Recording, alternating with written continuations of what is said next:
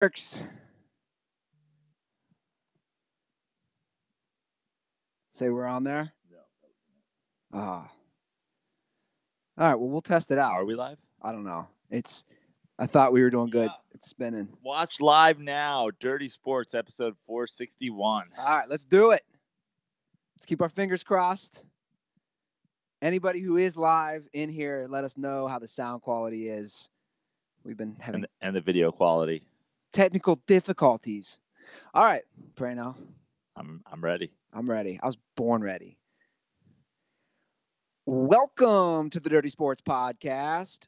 I'm Andy Ruther, coming to you live from the Smut Studio in Venice Beach, California, with my co-host, Joey No Chill Praino. Coming to you live. Not just live, but really live, Andy. All the way live. Let's hope. How are you, Andy? I'm tired. I'm fatigued. You're fatigued? Didn't you just spend all day yesterday napping with my dog? I took one nap. I texted you because I texted you for a an update, just like how's everything, and then you didn't get back to me. I'm like, oh god, he's like running around the neighborhood. The dog got out. He escaped. You're like, we fell asleep on the couch together. Mid-baseball game. How's Maggie? How's my girl? Maggie needs to step up her Excitement level? I'm not gonna lie, like she's like a stoner dog. She is totally. She started running around late though, right? Late she started running around, and then she was wild when I got home. And at one 2 in point the morning. she realized I had toes. Oh yeah. Like it was boom, an epiphany, and she was wanting to gnaw on my toes and then my hands, and I was like, "Come on, yeah, actually bite." Like, yeah, it's like I've trained her not to bite, so I'm working on that. So thanks for coming in, being all Uncle Andy. Like, start biting shit. Like, bite my hands. Bite it.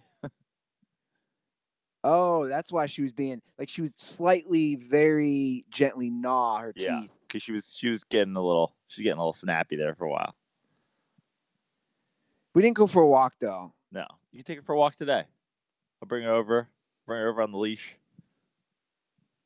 I mean, chick magnet for sure. Oh, I'm telling you. Walk around with her when she's not like wanting to walk on the leash, and then you just like have to pick her up, and girls are just gonna.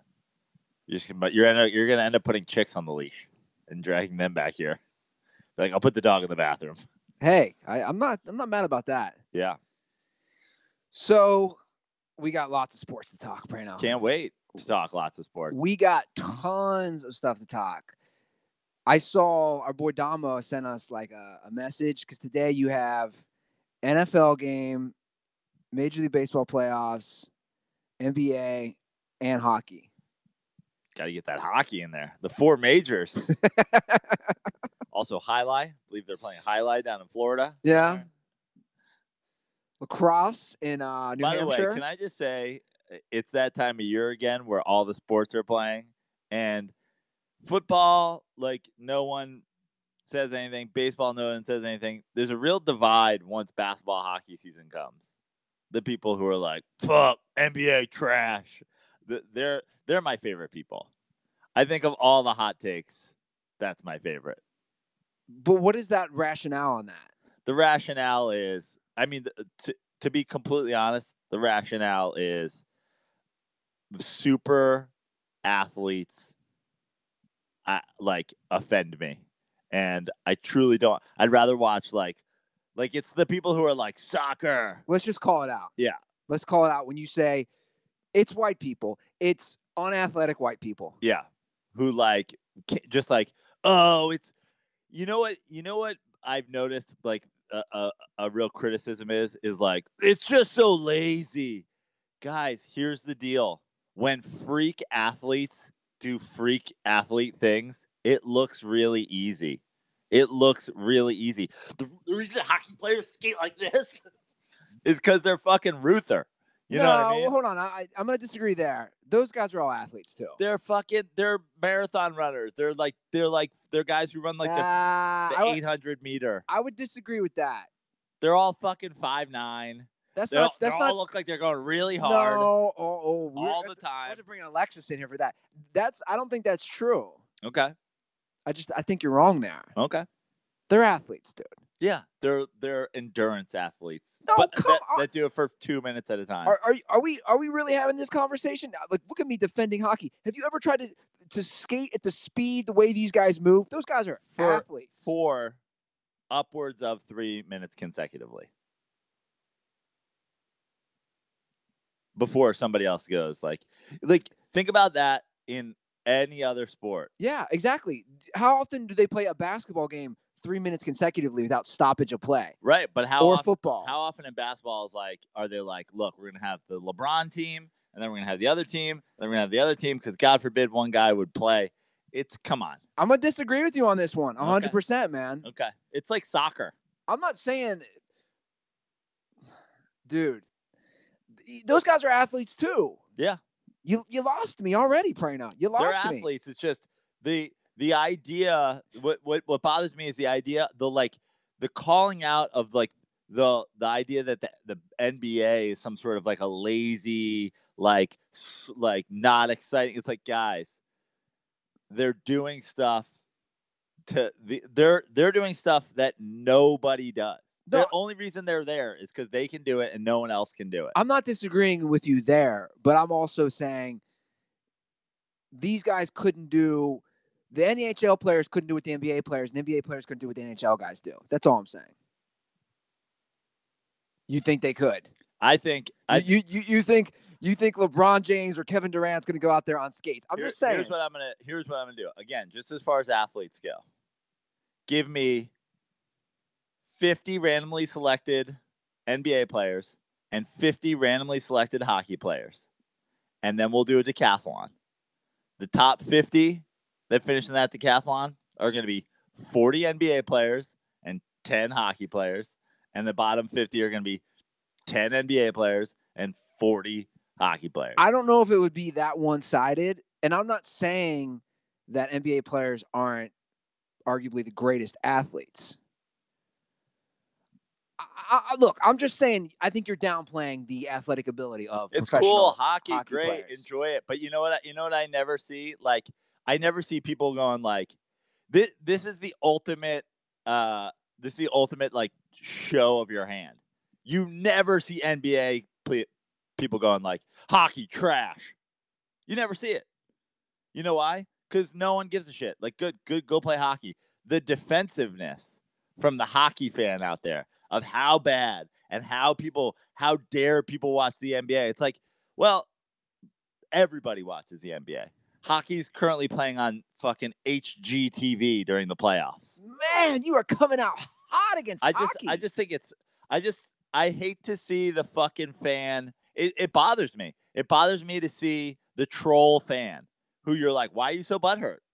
Let people enjoy what they enjoy. Go enjoy hockey. Go enjoy 5'9" guys going hard for 3 minutes at a time and then needing a rest. Go for it. Enjoy it. Go for it. Do whatever you want. But like the butthurtness of the like, it's lazy. No one plays defense. No one blah blah blah. Everybody travels. Everybody who says that are people who have never stepped on a basketball court and have no idea that those are the best athletes in the world. They are. They're the best athletes in the world. All right. There you have it. So welcome to hockey season. Welcome to hockey basketball season, everybody. Apparently, we're never talking hockey again on this show. I'm not sure we are, because you know why? We how many years have we tried, Andy? How many years do we have Alexis as the hockey correspondent? Well, I actually had a long phone call with her about 10 days ago. Did she do 2 full seasons with us? No. She came in like January of 2 seasons ago? 2017, and then last year. Okay. And then before that, we had hockey correspondents? I mean, let's put that in air quotes. But we've tried. But now I'm like, why am I trying? What am I trying for? So fucking cheddar dick racists can fucking love our show? Great. I don't care. Like, I was reading all the NBA. I was so excited the NBA was back last night. Someone triggered you, clearly. Yeah. I go under a tweet and somebody's like, NBA trash. Why don't you guys, ESPN, why don't you report on the fucking Penguins game? Because no one cares. That's why. It's the same thing as, why do fucking TV shows get canceled? Because people don't watch them. Why is your fucking playoffs running on Home and Garden Network? NBC Sports. Yeah. That's the actual network, but No, they had fucking last year. What were they on? It was on golf. They were showing NHL playoff games on golf TV. You sure about that? Yes. Golf TV. I thought well, first of all, NBC has the contract with NBC the NHL. owns golf TV. So they're like, all right, we're not going to put it on NBC. No, that's not true. A lot of games are on NBC. The finals. That's not true. You're just wrong there. Okay. They do special nights all the time. First of all, on the weekends, they do hockey games all the time on NBC. Okay. And weeknights, too, during playoffs. I'm telling you, you're just wrong there. You have put me in this position weekend playoff games. That's when you're making the big. That's when you're making the big stage. Yeah, but hold on a second. You put me in this position to vehemently defend hockey, which is hilarious. I don't know anything about hockey. You know what was on last night on ESPN? You're just mad because somebody got you all triggered and worked up, bro. I just think it's offensive. Well, they're just idiots. Just don't be a sports fan. You know what that person is? That person. It's really hard to drive a race car. Actually, it's like, please stop it. Well, that person who is so anti-NBA, right, Joe, and who for some reason has this beef with basically black people at the end of the day. I'll just call it. But no, but all they go down such a deep, they'll go, oh, cool, yeah, Warriors are gonna win again. I don't remember the Warriors winning 4 straight, like the fucking Islanders. I don't remember the fucking Warriors winning. Like, how many times do we have? We have a Oilers, an Islanders, a Penguins, a fucking forever. Every few years, there's a hockey team that wins all of the fucking things. Like, oh, cool. Let's see what happens while the Warriors win again. All right. Well, look. Trash hockey fans. We have a lot to talk about. Yeah. I didn't think we were going to start the show that way. I wanted to get it out of the way right up front. Which is fine. But we're not doing hockey updates this year. Fuck off. Whoa, you just decided that? You decided it. I didn't necessarily end it. I told you, I had a phone call with Alexis. We're going to maybe possibly do some things. But, like, she can call and defend hockey. I'm sure she will now. Yeah. That's a fact. But this is the person. Let me just sum up that person. That person who says NBA trash. Next time the Kings win the Stanley Cup, I got to go find one of the parties, because then what I'm going to do, I'm like, can I just hold the cup? And then I'm going to hold it above my head until hockey players stand on each other's shoulders to get it. All right. Well, anyway, the NBA did start. Yes. But the big thing I want to talk about, because we don't usually go into it till Christmas. The big thing I want to talk about is this is big news that the NBA D-League will now pay elite players. This is huge. Yeah. Basically, they're letting me commish without letting me commish. It's like, how long was I saying? Just have a minor. We have to take care of the completely ridiculous college basketball system. And honestly, the NCAA system in general, forcing guys to go play there as a minor league to the NBA. Here's another trigger moment. Under that Woj tweet that I sent you, every fucking millennial shithead is coming with a LeVar Ball. I know. Did it. I know. Guys. I know. LeVar Ball has nothing to do with this. Literally nothing. Well, here's where it's interesting. I end up reading the article that detailed everything. They're going to pay the elite. This isn't everybody. I just want everybody to be aware of this. They're going to pay the elite, basically those top 10 guys who go to the Dukes, Kentuckys, North Carolinas, etc. Those guys can make $125K. So, sort of a but the salary, sort of a salary cut from going to Kentucky. Yeah. So they'll be making less money. However, the normal salary as of now for it's a 5-month league in the D League. I'm sorry, G League now. Yeah, G League. In the G League is $35,000. So, but a lot of guys have NBA contracts that are in the G League. True. So, but that's great. I mean, I think give these guys an option. If you want to go play, you're not only able to go play against other guys who are 18, 19, 20, but you're able to go against guys who are older, maybe were on teams and fell off. Like, you're getting to see how these guys compete against not NBA guys, but almost NBA guys. Do you know what the average age is? In that article I read, the average age actually of the G League is 25. Yeah. So it's not the youngest guy. It's like that mid-level Right. as far as age. Yeah, it's young guys and guys who have been in the league for a few years or been on a roster, and then they're trying to see if they are worthy to keep around. Do you know what's interesting? It's going to be interesting about this. I also read was they said some of the stud recruits and top prospects might not do it and still go to college because it could also hurt their stock. Does that make sense? Yeah. Like let's say you're rated the number 3 overall guy, and then you dominate college. But like you said, these are professional. These are guys who played in the league. Let's say then you go play in the G League, and they're like, "Whoa, there's a lot of holes in your game." It could also hurt stock. Yeah, but theoretically, that happens to guys in college too, and they get a pass. Like you watch guys in college, and you're like, "Oh, he's not very good," but like he projects as this and this and this. They're still going to be 18 years old. Yeah. So it would be the same thing. I honestly don't know why, if your goal is to go to the NBA, other than perception that college basketball is something that one should do, wouldn't do this. Like if I were a guy who was advising an 18-year-old who's a top 10 and he was like, I'm not about trying to get a fucking education. I'm about trying to go to this. Like be coached by real coaches. Be around real players. Like again, this is the same criticism I have of college basketball in general. Would you rather a guy who's making a career out of shaping young basketball players to play in the NBA, or John Calipari, who gives zero fucks about you once you're there? His only goal is recruit the best players, hope they play really well, hope he wins, make more. Like, I'm not even sure fucking championships matter to John Calipari. He just wants to get paid over and over, just keep getting the best recruits and keep getting paid and keep getting the best recruits and keep getting paid. In the D League, these guys are like, we're trying to get you ready for the NBA. Yeah. Well, we're at a crossroads with all this stuff, which I think is good because it's giving power back to the athlete, and we might as well just tie the story in now. It's like the Nick Bosa thing. Yeah. I mean, this is all new. So if you guys didn't see, I'm sure you did if you're a sports fan, Nick Bosa dropped out of Ohio State. Good. So he's right now the projected number 1 overall pick. I mean, his brother, obviously, Joey, number 3 pick. They just got good football blood in that family. So he hurt himself the TCU game, which I believe was the second game of Ohio State's season. And yeah, he basically said, why am I going to go back, risk injury? I'm going to have my own trainers, my own doctors. I'm going to rehab for the April NFL draft. And it's funny, you talk about all these like NBA is trash. I think it's that same type of person. I was reading the comments. You should see these people.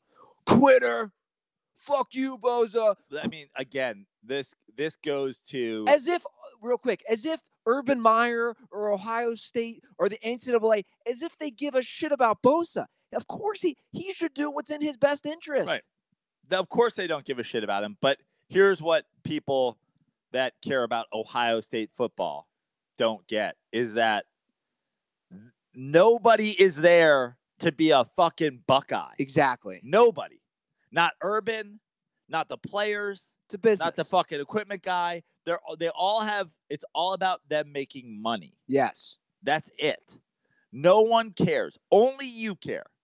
Only you as a fan cares about Ohio State at all. Long gone. I mean, look in the NBA and the NFL and like, how often do you see guys? Do you remember back in the day when you'd watch, College Game Day, or you'd watch, I mean, not that long ago, Tim Brown's like Notre Dame standing, and Desmond Howard's like Michigan State, and fucking Robert Smith, and all these guys. Now, like, who's mentioning their school anymore? Well, Chris Carter? No, to a degree, or to an extent, I would disagree, because as you do see guys like at games, like that's a completely different thing. What, being on the sideline? Yeah, being on the. So Will Ferrell goes to the fucking sideline too. I know, but I'm saying I see guys on the sideline all the time. Yeah, that's like a thing to do.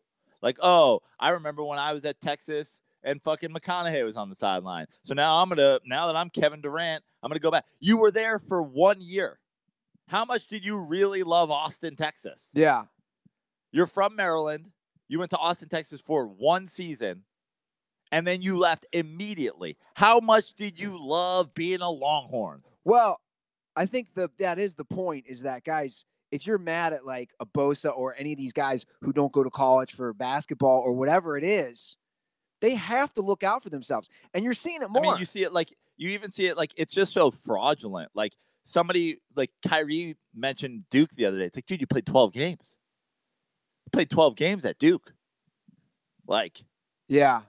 You're not a Duke Blue Devil.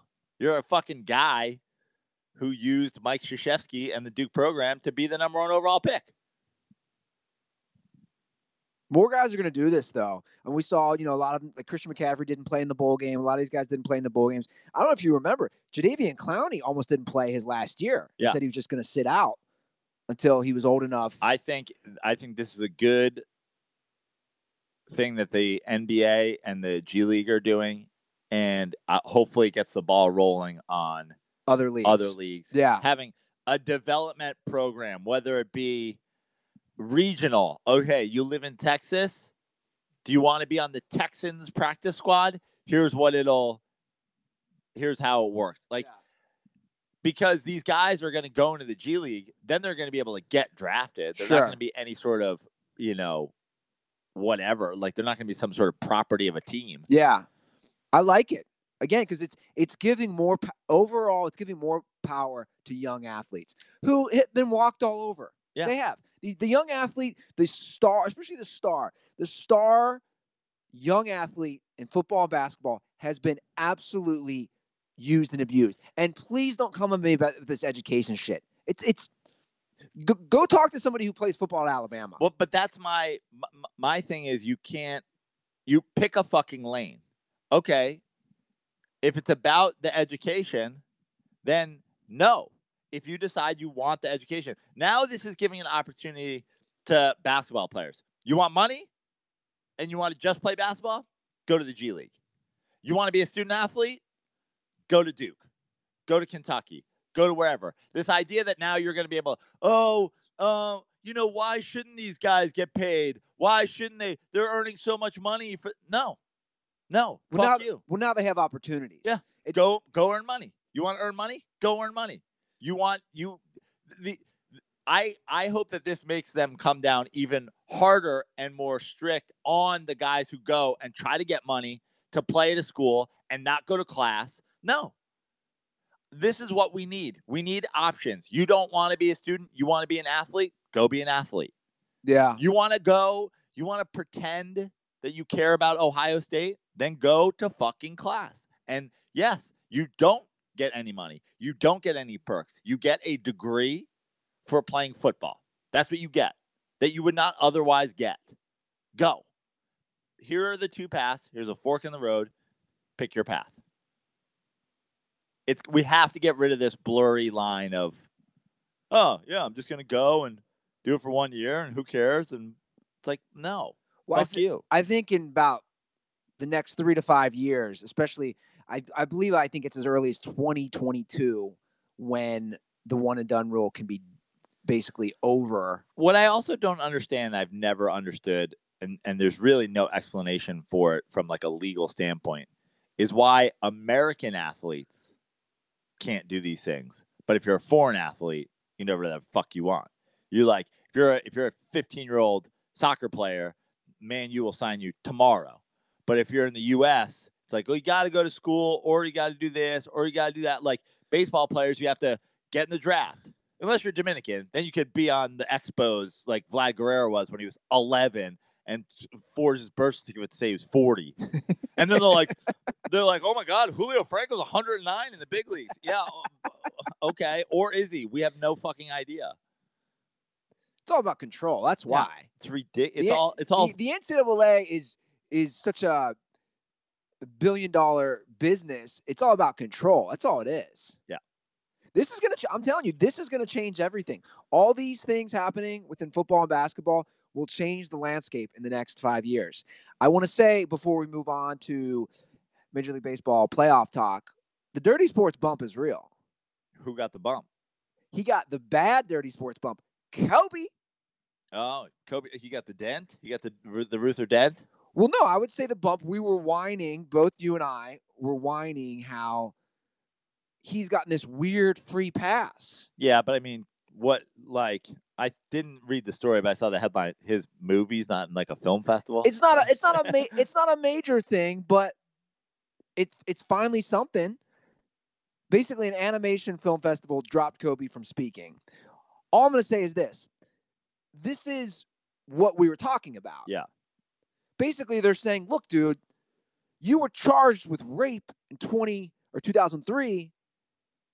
We don't want you speaking in our film festival because people cried about it. Great. Good. I honestly think it's maybe we can be the Hannibal Buress of this story. Like, Bill Cosby was just out raping people and everybody knew about it. And then Hannibal Buress did a set. Somebody put it on YouTube. And now Cosby's in jail. Like, Kobe is a garbage person. I've never understood at all. And by the way, Kobe's a garbage person with or without the rape. He was always a garbage person. Mamba mentality. Fucking selfish, an asshole, throwing teammates, coaches, everybody under the bus, being a piece of trash. Like, this, like, let's get the ball rolling on fuck Kobe. Because who are you people? Well, talk to the worldwide leader in sports. ESPN sure it doesn't care. No. ESPN, who loves pushing left-wing politics, so picks and chooses, and suddenly like, oh no, wait, we're very left-wing and liberal, but not when it comes to a guy who settled out of court. Guys, for the record, that's what he did. He claimed no guilt, but he settled out of court. Again, read the Deadspin article that said, why isn't Kobe Bryant a pariah? He admits to raping her. Are you sure? Because read the story. He says, in retrospect, I understand now that she did not give consent. He's saying, in retrospect, looking back, I now realize that I had sexual relations with a person that did not consent to it. What you're saying is, looking back, I raped somebody.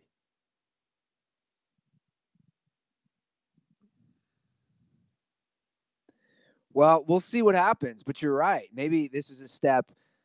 Again, all Joe and I are looking for, guys, is people to not be hypocrites. That's all. We're just this whole pick and choose when it comes to deciding who should be cast to the fire.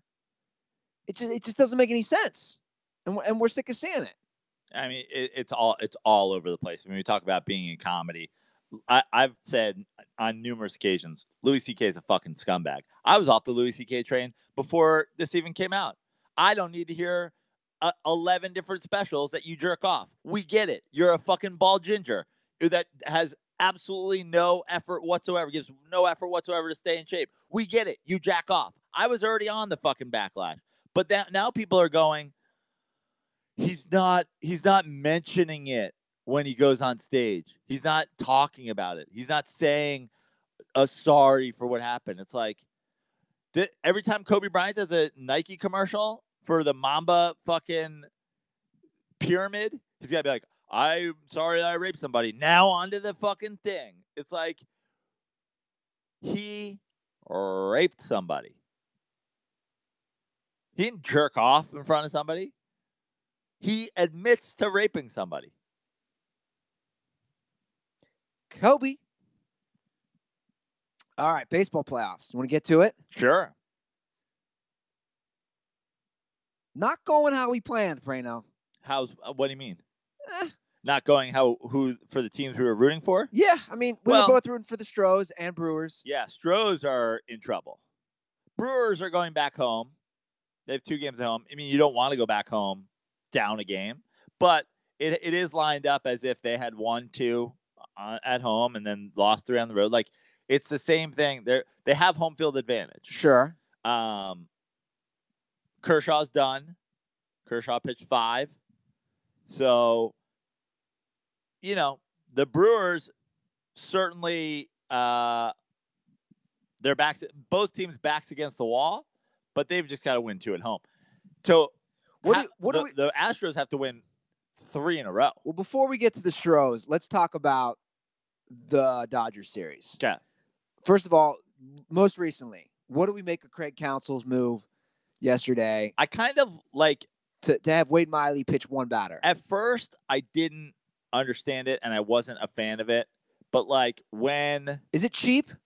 No, why is it cheap? Well, that was a big discussion. I know you were driving down to San Diego yesterday. That was a big discussion on air with John Smoltz and Joe Buck. Because baseball, this is always my one knock on baseball. These fucking the unwritten rule and all this, this like that's how you play the game. But is that an unwritten rule? That's what they were discussing. I don't know about that unwritten rule. They were basically saying there's a reason you have to give your lineups. Yeah. And he did. And his starting pitcher was in it.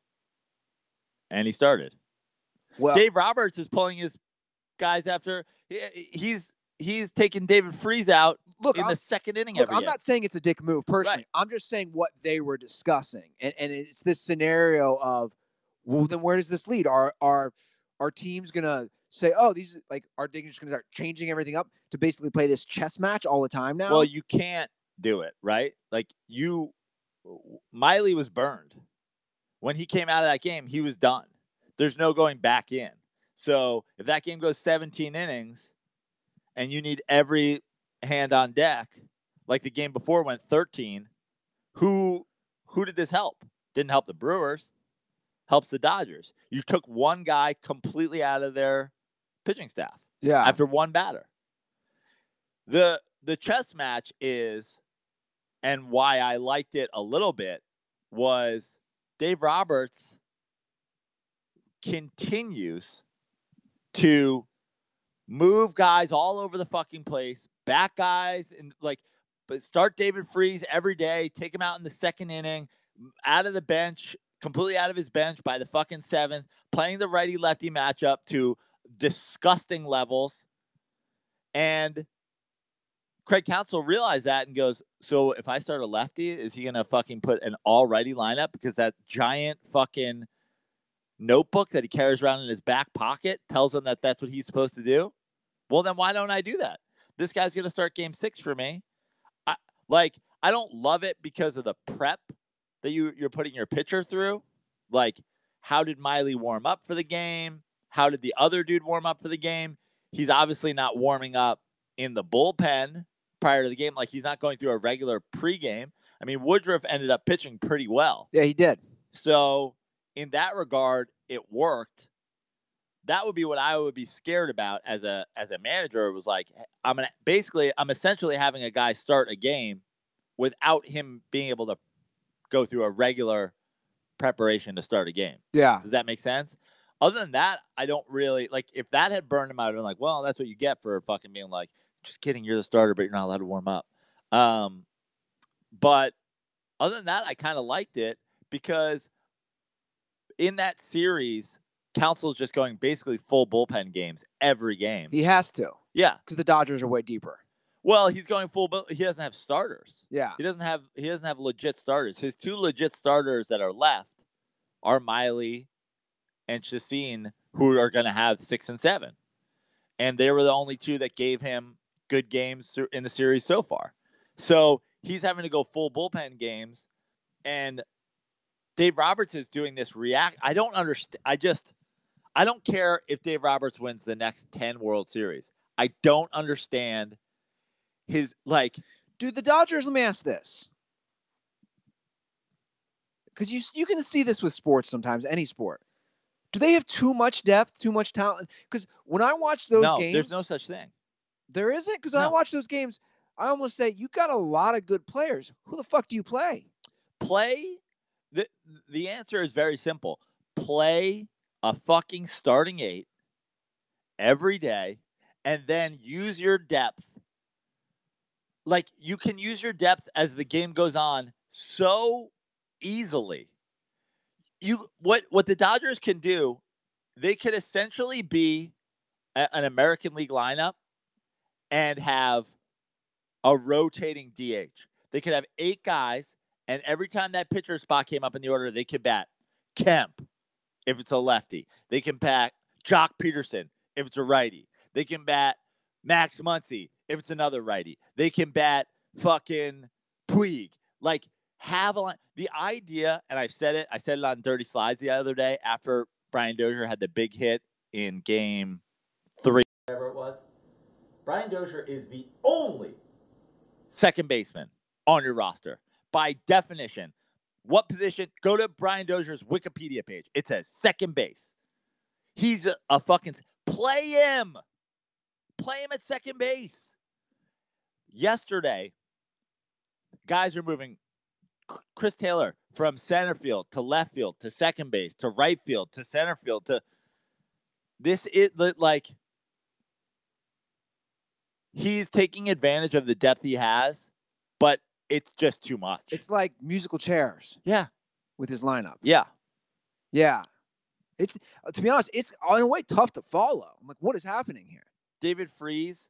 Like, David Freese is a great example of a guy. Here's what the Brewers are doing that the Dodgers aren't doing. And it worked yesterday. Every game, Curtis Granderson sits on the Brewers bench the whole game. Yeah. Until the 8th or the 9th inning. Pinch hits. When they need a big hit. Yeah. And come up. Curtis Granderson is a veteran player who's played in World Series, who's played in fucking playoff games, who's played all around the league, who's been a power hitter, who's been a what? Like, you know that you can put him up in the 8th, and he's going to have a good at-bat. Exactly. David Freese gets one at-bat and then gets taken out in the second inning because they brought a fucking righty in. You just burn David Freese. You're just burning a vet with postseason experience and success. I don't get it. Well, let's talk about Machado. I mean, I've heard all year people love Chase Utley on that team. He's the father of the team. He's taking all these guys under their wing. I tweeted it the other day, and I 100% meant it. I have unrealistically been like, you know what, though? Like, if the Mets could get Machado, though, now I'm like, fuck that. It was 100% dirty, and it was actually dirtier than it looked. People are focusing too much on his foot dragging against Aguilar's foot. That wasn't his goal. You can see it. He could have dragged his right foot across Aguilar easily. He chop steps at the last minute. He could easily go to the bag with his right foot. Instead, he takes a short step with his right foot and then comes back with his left foot, the one closest to Aguilar, and he dips his knee. So what's his goal? His goal was to have the front of his knee hit the back of Aguilar's knee because Aguilar wasn't stretched out. That'd be bad play, bro. That's dirty. Again, this is attempted murder. That's what that's what it is. Attempted murder, you go to jail, just like you go to jail for murder. Like, if you beat a dude to death, like if you beat a dude close to death with a club and you're like, I'm going to fucking kill you, you get attempted murder. You don't just get assault. He's being charged right now with assault for dragging his foot against this guy's thing. He wasn't trying to do that. You can see he dips. He's trying to get a full leg-on-leg contact. But in the end, he doesn't get there with his knee, so he drags his foot. And even that's dirty. And people are like, oh, move your foot. No, he was so fucking out. It's just a dirty play. And shout out to Yelich for saying dirty play by a dirty player and then saying, fuck that motherfucker. Like, that has to be how a guy like that is called out. And shout out to A-Rod for, in the postgame, shitting all over himself and criticizing Machado, saying, I was embarrassed when I did the karate chop. And it makes me sick and it makes me cringe to watch that clip now when I did that because I was caught up in the game and I was going to do anything it took to win. But then he goes, but you know what? I never tried to hurt somebody. He tried to hurt him. He's a fucking dirtbag. He's a fucking scumbag. He's again, Chase Utley, tried to break a dude's leg and did break a dude's leg. Machado tried to break a dude's leg and dragged his foot across his heel. It's the same intent. Can we talk about the Fox crew for a minute? Love them. They're good. We got A-Rod, Big Papi, Frank Thomas. Now, don't forget D-Train. Dontrell Willis. Oh, yeah, of course, Dontrell. But I'm saying, like, the main three. Dontrell's good. But here's what I want to say. Well, first of all, R.I.P. Pete Rose. Pete Rose was good. R.I.P. Pete Rose. R.I.P. Keith Hernandez. Yeah. But we got to talk about Big Papi. I joked the other day, like, what is the closed captioning person doing? I don't understand half the shit he says. Guys, we're just being real. Like, David Ortiz, you can't understand a fucking word he's saying. He doesn't have a great grasp on English. No. And then he's wearing like 2 earpieces. And they're blinged out. And what is happening in those earpieces? Is he getting the English translation for words? I said, like, you're watching him, and then you watch Frank Thomas. I love watching Frank Thomas. Frank Thomas can't. Frank Thomas is just blinking guy. He's a gigantic black blinking guy. He's like, I don't understand what this dude's saying. And watching it, you know what watching Papi reminds me of? Watching Papi reminds me of like watching Marlee Matlin in a movie or on TV. When they're like that. He's doing it with the Spanish like that. I don't understand. It's like, oh, remember when you play on the Yankee? You play on the Yankee against Red Sox, and then you come in there and you remember Game 7? And I'm like, what is they doing? And David Ortiz is Spanish Marlee Matlin. Yeah. It's like, oh, hey, Rob, you remember when the LDS, when you come in the play and they doing that chopping thing? That was like what Manny Machado doing on first base, man. He hit the leg. It's just like when the time you come down, you karate chop and make the Miyagi style. I couldn't believe when you did. I was in the dugout and I was like, did A-Rod just Mr. Miyagi Cobra Kai kick him? I can't believe it. Oh, these dude gotta be liking what these Reds are doing in the Astros. You're like, what the fuck is happening? Dude, it is so entertaining. It must be hard for like even Spanish people, like who understand. Like it has to be just as incoherent to people who fucking are of Latin descent. Do you think? And I was wondering this. Do you think him and A-Rod, Offset, speak to each other in English or Spanish? It's got to be Spanish, right? That's what I was thinking. Like, A-Rod can't be worse at Spanish than Big Papi is at English. Well, A-Rod's fluent in Spanish. Right. But this is what I think is so funny. A-Rod, this is why I love that crew. A-Rod is like your typical, very polished commentator. Yeah. Obviously, Hall of Fame career, one of the best who ever played, but speaks both English and Spanish. He's like the good-looking guy. He's always dated the celebrities, played in New York. You know, he's got everything. He could not be more polished, and he's great, and he's got great commentary. I think A-Rod's always been phenomenal since he joined Fox. And then next to him, you have this guy. You know what David Ortiz is? He's the guy at the bar. You know, you go to a bar, there's like some Mexican Raiders fan drinking Tecate. Yeah. He's just yelling shit out. That's what David Ortiz is. David Ortiz, it reminds me of, like, did you ever watch fucking A Life Aquatic with Steve Zissou? You know, so when they did The Life Aquatic, they did a soundtrack for it. And it was a guy doing all David Bowie songs in Brazilian. And you listen to it and you're like, I feel like I know all these words because I know the original songs, but then they all just come out fucking jumbled as shit because he's saying it in Portuguese.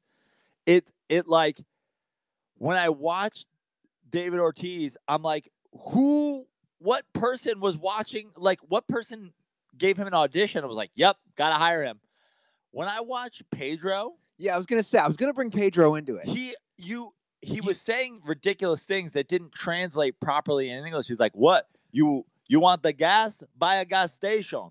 But I knew he was saying, oh, you want gas? Buy a gas station. That doesn't make sense. But you understand. But I understood what his point was. I agree. David Ortiz, I mean, the best part, honestly, is David Ortiz talks, and then Frank Thomas becomes the puppet bear meme. You know, the bear that just turns and like stares.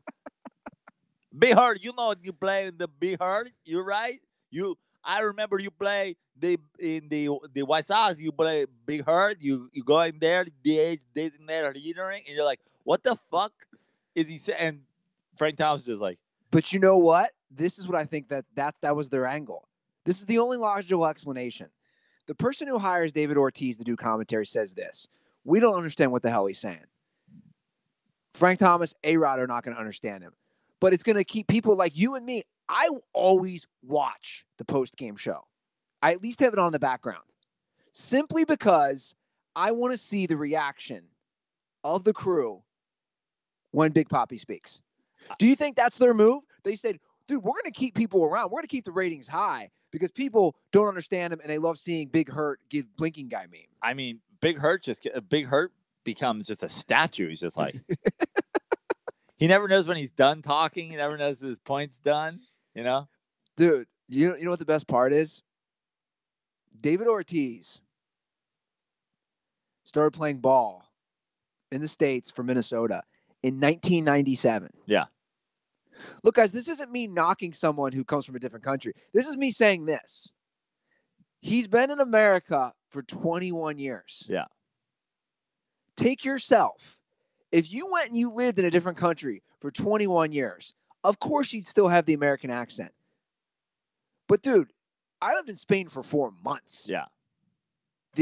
What would be like the equivalent of, like, I can't even imagine the equivalent of speaking with an English accent the way, or an American accent in Spanish the way he does. Yeah, como se dice, uno taco por favor. Like, how I couldn't even do an impression of somebody trying to speak Spanish as so awkwardly as that. That's what I'm saying. If you lived in a different country for 21 years. Man, I don't know the game. Break me out, you know? I think he's deaf. That's what I've figured out. He's not great at speaking English, and he's deaf. Why does he have 2 hearing aids? He's Marlee Matlin. He's Spanish Marlee Matlin. Yeah. And they're blinged out, which is what I love. Yeah. Turns out David Ortiz is deaf.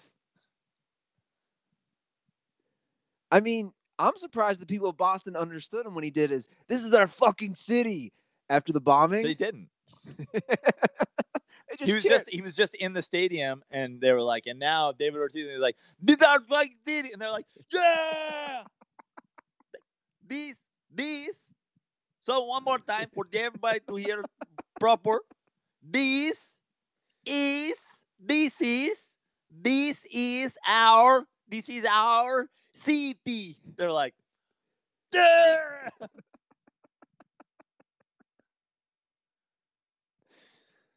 He's just doing hand signals for everything. Well, let's talk Do you know sign language? Please help me with this. Big Hurt. Sign language. Let's talk ALCS. Astros find themselves in a 3-1 hole. Last night's game was very entertaining. Yeah. Those 2 defensive plays at the end. And also, let's not forget the defensive play. Wow. That wasn't. Yeah. Well, does that then fit the theory that Major League Baseball doesn't want the Astros? Dude, I just don't get that home run call. Or there's nothing to get. There's nothing to get. Because the ball was in the stands. The fan didn't reach over. Yeah. Also, I mean, fantastic attempt by Mookie Betts. Timed it, was up there, but clearly missed it. Closed his glove, right? Well, the argument that they were saying, obviously I know you had a show. The argument. I've seen 30 fucking replays of it. The argument the announcers and Darling kept saying was, well, the fan closed his glove, therefore it's fan interference. I mean, he's in the stands though. They added just a few years ago now. Yeah. The yellow line top. If a ball hits and goes over, sure, it's over. If you reach across that, I mean, the idea that a ball, like, it almost is like, where does that end then? You know what I mean?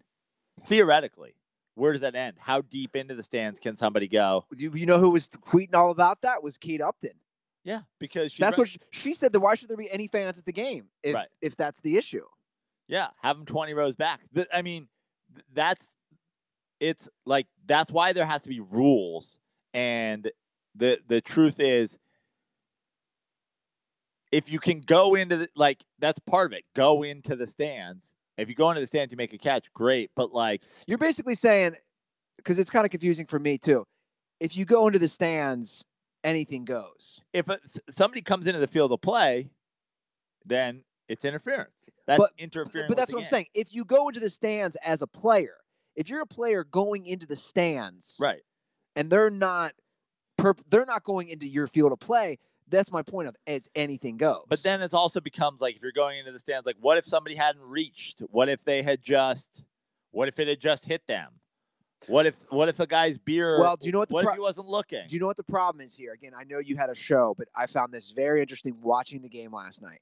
This was the problem. The call on the field, was interference. So here it is. By the way, hold on, let me finish. It goes back to the NFL rule. So it goes back to the thing you always complain about, and that's what they were discussing on the game last night. Was had he called it a home run, it would have stood as a home run. But this is one of those. Well, he called it on where the call on the field matters. But here's why it doesn't. Rule 3.16: no interference shall be allowed when a fielder reaches over a fence, railing, rope, or into a stand to catch a ball. He does so at his own risk. However, should a spectator reach out on the playing field side of such fence, railing, or rope and plainly prevent a fielder from catching the ball, then the batsman should be called out for spectators' interference. That's as clear as day. Yeah. There's no hole in this rule. Into the stands, no fan interference. Onto the field, fan interference. Also, can we have in the Dodger game, ball down the right field line, guy reached out over, clearly clipped his finger. You can see on the video his hand out, his finger go down. Yeah. No fan interference. It's not hard. There's rules. You've made these rules. These rules were written after the play in the Orioles New York series back in the 90s, right? Jeffrey Mayer reaching over and fucking stealing a home run. Bartman, right? We have the precedent that these rules exist because of. You wrote the rules specifically. There is no gray area in this rule. That was not fan interference. It wasn't. No, I agree. What was the final score of that game?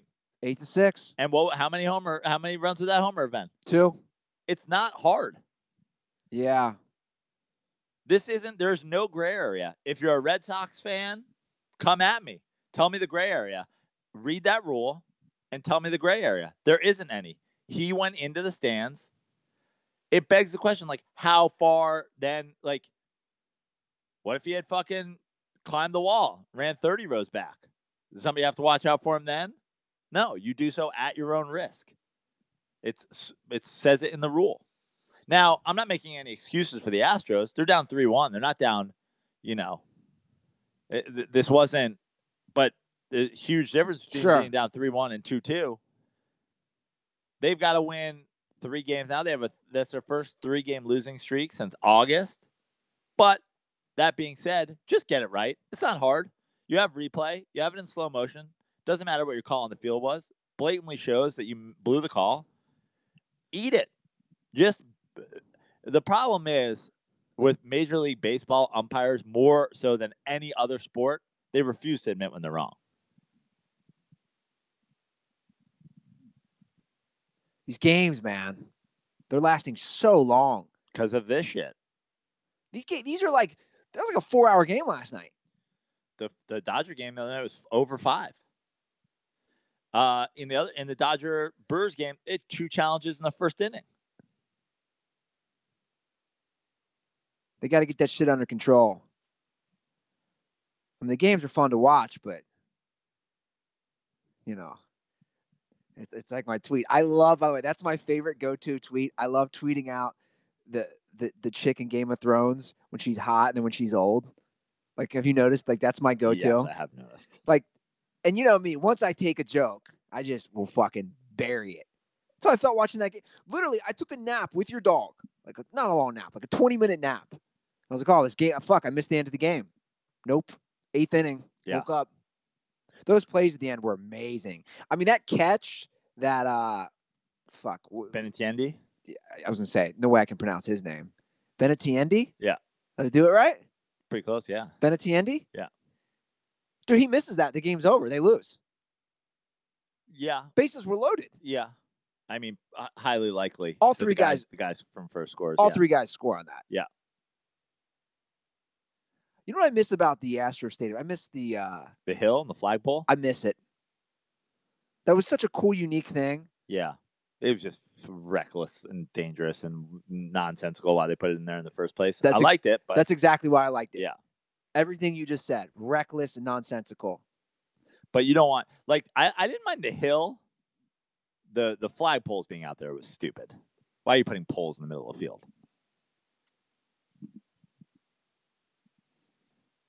They should put a stripper pole in the middle of that field. Then we can get some big. The reason that you can't have the fucking poles out there is like these umpires don't even know what to do with the rules as is with like fucking precedent. Yeah. Now they can be like, you hit a pole. What happens? Like, I don't know. Bro. Whatever I said on the field for sure is the right answer. I'm telling you, robot umpires. I'm all for it at this point, especially balls and strikes. Robot umpires. I'm all for it. Have a chip in the ball. If the ball changes direction, if something ticks the ball and nips the ball, we can know, did that happen while the ball was in the field of play, when it was out of the field of play? Dude, we have driverless cars that can take you anywhere. You mean to tell me? We don't, but. We do. Like, we keep saying that, but, like, have you been in one? No, but they exist. Yeah. We do. Robot umpires exist. I just saw a robot hit a birdie on a golf course the other day. Like, they exist too. It's just we have to actually put them into practice. Make it happen. I mean, there's basically a robot umpire calling every game already. That's the box that we watch, right? Exactly. So we have them. They're just not using them. Well, game 5 is tonight. Me and Maggie will be watching. She will be sleeping. Yeah, she'll be sleeping. You'll be watching. I was thinking, and I know it's not likely now with them down 3-1, but if the Astros make the World Series, we should go to an Astros World Series game. I want to go to Houston. I looked at tickets. Oh, shit. It's like $150 round trip to Houston to fly. It's like nothing. They're like, please come to Houston. Then we just got to get tickets on SeatGeek. Well, Joe, it's the only place that we would get tickets.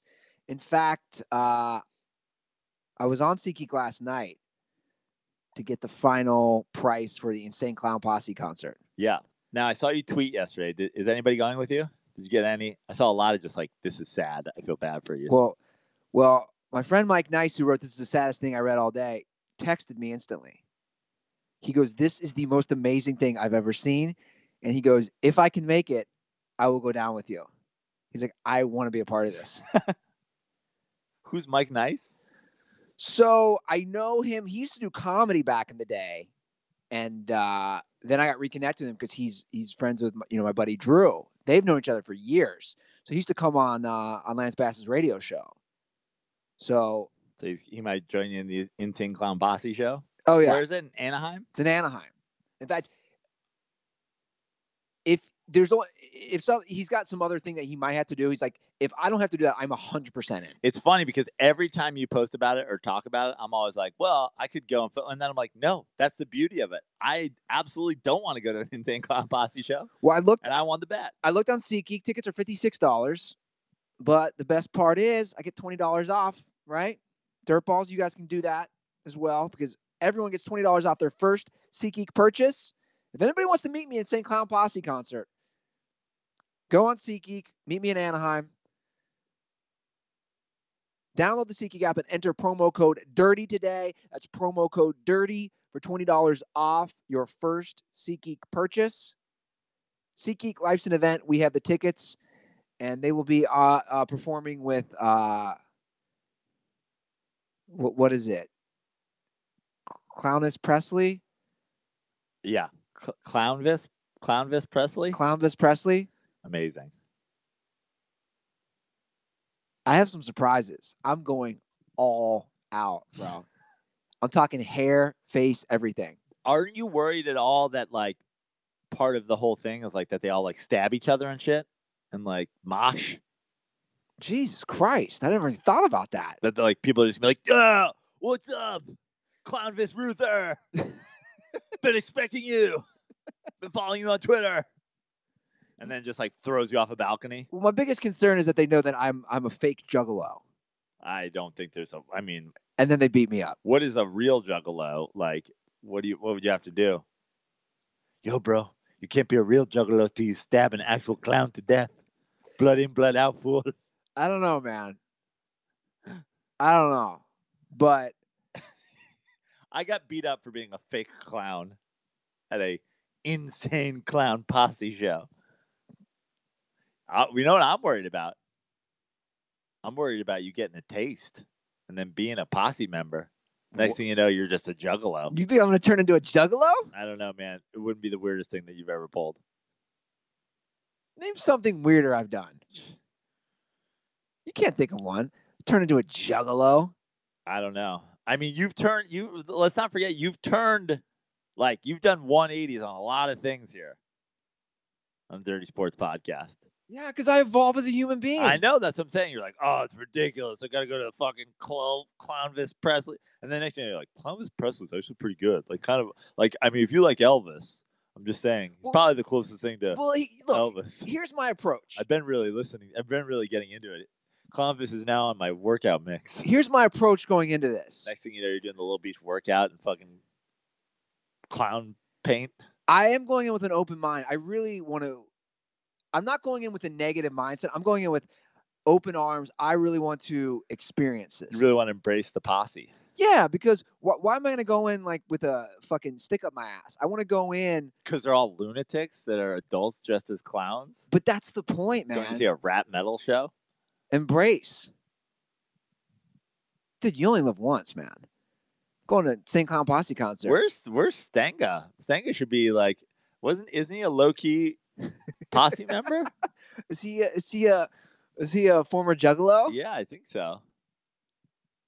Shit, I can't believe I didn't take you up on. Dude, I didn't get one response back. I know.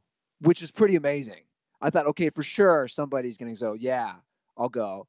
Especially when I offered to buy somebody's ticket. That means we don't have like any juggalos. It's like a whole other world, man. Yeah. It's crazy.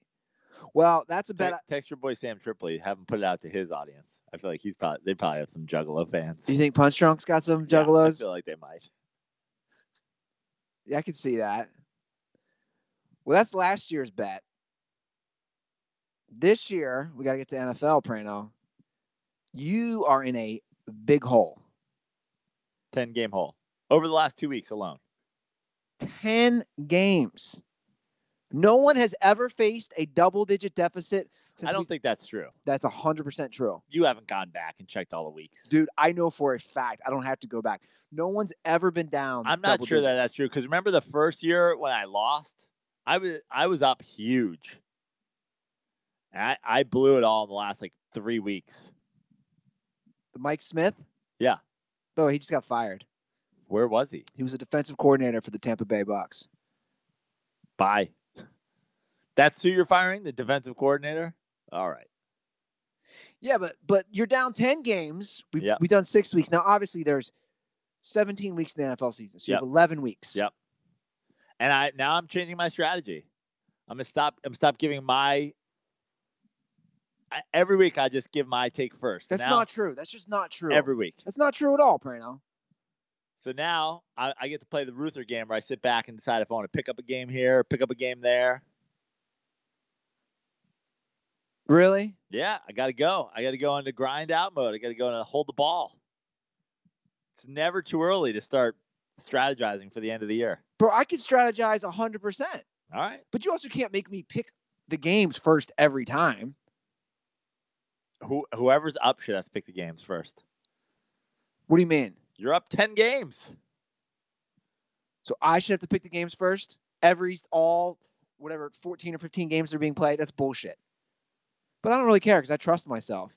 And all you dirtballs out there who were like, oh, fucking Praino, your boy's winning. So you can either hop on my fucking team or you can listen to No Chill over here pick his Giants every goddamn week who can't cover anything. And don't forget, if you want to go to the Insane Clown Posse show with Andy Ruther, who should probably add a Make America Great Again hat to that while you're down there, just remember, the last time fucking I lost at this, Ruther hadn't done 9/11 yet. So no, this is how it works. I beat you in 2015, and you beat me in 2016 and 2017. This is our 4th year. And at this rate, we're going to be split, fam. We're going to have that 5-game series next year. Play the percentages, guys. You think Ruth will be up 20 games by the end of this? I don't have to be up 20 games. All I have to do is, after week 17, be up 1 game. Are we making a bet? What are we doing? I don't know. Are we? What do you got? When's the Insane Clown Posse show? Next Wednesday. A week from yesterday. Yeah. Okay. I'm going. I mean, I got to knock that out. When you go, I'll know that you're good for it. We can make, and you've got a week to come up with a bet. Okay, that's fair. All right, so I got the. Can you see the lines? I know the lights. Can't. You put the light in the way. The light's in the way. Praino. That's not the way to do it, huh? Oh shit, bro. All right. No, you got to unscrew it. You know how it works? All right. I know. Sorry. I'm just OCD over here. All right. So I got the lines up this week. Week 7, like I said, 11 more weeks. Here, you need help with that? You sure? You sure it looks good? Looks great. YouTube audience, does it look good? It's fantastic. That's where I used to keep it anyway. Now I got to put on I should have brought my glasses. Can you see? Is this pointless to bring up on the screen? No, it's great. I'm trying to show new technology we have. Okay. Week 7 starts tonight. Yep. Terrible game. The Denver Broncos travel to the Arizona Cardinals, where they are a 1-point favorite. And by they, I mean the Cardinals are a 1-point favorite at home. You want me to start first? I will start first. I'm going Denver. It's Denver Cardinals in Arizona. There's no point in doing this because you can't see it. I can't see it. Because I left my glasses in the car. I had my sunglasses. Damn, I was all. I can pretty much see it, but that says Westgate at the top. Okay, Denver, Arizona. I'm going Denver as well. All right. On to the London game. Cheerio. Oh, now I see it. Okay, I got it. I see what I'm looking at. The Titans play the Chargers at 6:30 a.m. Pacific Standard Time. The Chargers are 6.5-point favorite. Big spread. Where is? It's in London. It's in London. 9:30 Eastern. I assume it's Wembley. Could be wrong. I don't know. I don't know where they're playing. Who you got, Ruther? 6.5 is a big spread. Let me think about this one for a minute. Tennessee has looked awful offensively. The Chargers have looked good offensively. I think the wild card is they're playing in the UK. Therefore, I'm going to take Tennessee. I'm going to take the Chargers. Oh. I wasn't sure who I liked in this one. I agree. The wild card is London. Tennessee, potential bounce back game after looking horrible. I got to pick up games where I got to pick up games. You know what I mean? Yeah. All right. Now my new thing is, because we have, just so you guys know, we have on my TV, we have the games on, but I don't think that's going to look good because the camera angle, I'm looking, I just look up. It looks weird. Anyway. Well, you could keep your head level and just use your eyes to look up, right? Yeah, that's a good point. All right, Cleveland travels to Tampa Bay. The Bucks are a 3.5-point favorite.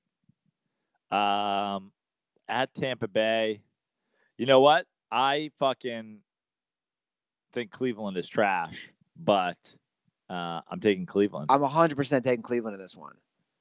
Jameis Winston, come on. Jameis Winston, multiple sack fumbles.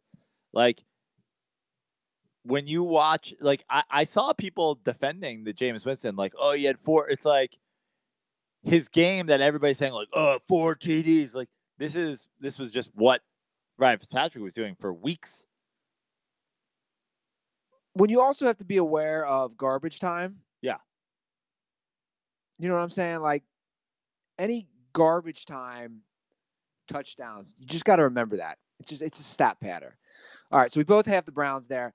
Carolina travels to Philly, where the Eagles are 4.5-point favorites. Now, the Eagles have had 10 days of rest since that Thursday night game. Yep. Carolina's not looking at it. I think the Eagles are going to really start clicking. I'm going to take Philly. I'm going to take Philly as well. I agree with you. I think Philly's going to start. I don't know about clicking. Like, I've heard a lot of people say that, there's going to come a point in this year where the Eagles just start. It's like they still have a lot of injuries, and they're still just not. They're not nearly the team that they were last year. Like, Ajayi's hurt, Blunt is gone. Like, that's their running game right there. They've got injuries on both sides of the ball. Their defensive backs are as bad as I said that they were last year. That they played way above their heads. But I'll tell you what, man. I'm off the Cam train. I was never really on the Cam train. My Cam argument was always, well, you have the best defense in the league. You could be a good, fine quarterback and do what him and Russ did for a couple of years there. But, like, they don't have that defense anymore. He embarrassed himself down the stretch of that last game. I'm off the Cam train. Cam's Dwight Howard. He's not going to change his game. He's not suddenly going to become a pocket passer. He's going to become less and less of an effective tailback as he gets older. I'm off the Cam train. Did you see the post-game thing with him and Josh Norman? That he wanted to talk to him and he didn't want to talk to him? Yeah. But don't forget, it's Kelvin Benjamin, who's a piece of shit that didn't want to talk to him before the fucking Buffalo. It's like, a lot of people seem to have a problem with Cam Newton. I do know some people on the inside. I've heard he is very high maintenance. He dresses like Pharrell on acid. Yeah. I dated a girl for a minute who was basically off. Who was in charge of putting the feather in his hat every week. She was his feather assistant. She was basically offered a position, a creative position with Cam Newton's team, and she turned it down because, of course, he's like every person who has some sort of entertainment stuff going on out here in LA, and that it was dealing with that type of high maintenance, high drama.